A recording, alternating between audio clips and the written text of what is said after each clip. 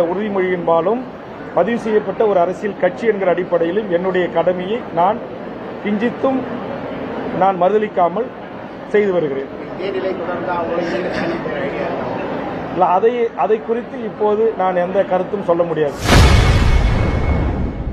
திமுகவுடன் கூட்டணி தொடருமா என செய்தியாளர் எழுப்பிய கேள்விக்கு தமிழக வாழ்வுரிமை கட்சித் தலைவர் எம்எல்ஏ வேல்முருகன் பதிலளித்துள்ளார். பற்றுறுதி கொண்டு எடுத்துக்கொண்ட உறுதிமொழியின்பாலும் பதிவு செய்யப்பட்ட ஒரு அரசியல் கட்சி என்கிற அடிப்படையிலும் என்னுடைய கடமையை நான் கிஞ்சித்தும் நான் மறுதளிக்காமல் செய்து வருகிறேன்.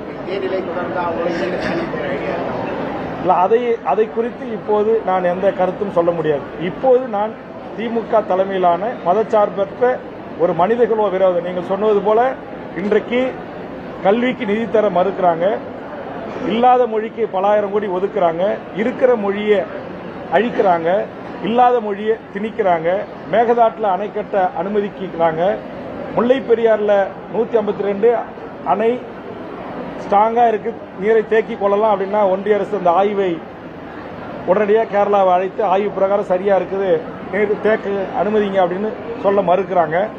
ரயில்வே திட்டங்களில் தமிழ்நாட்டுக்கு நிதி இல்லை.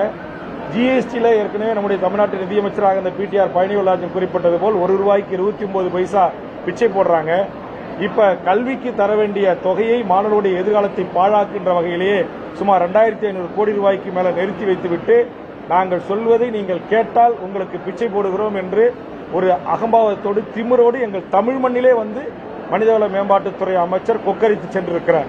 ஆக இது போன்ற ஒரு மனிதகுல விரோத செயல்களையும் மக்கள் விரோத திட்டங்களையும் எங்கள் மீது திணிக்கிற ஆணவ அடாவடி ஆட்சி நடத்தி கொண்டிருக்கிற பாரதிய ஜனதா இந்த மண்ணில் ஆட்சி அதிகாரத்திற்கு வரக்கூடாது என்பதற்காக நாங்கள் இன்றைக்கு திமுக தலைமையிலான இந்த மதச்சார்பற்ற ஒரு கம்யூனிஸ்டுகள் உள்ளடக்கிய ஒரு கூட்டணியில் இடம்பெற்றிருக்கிறோம்.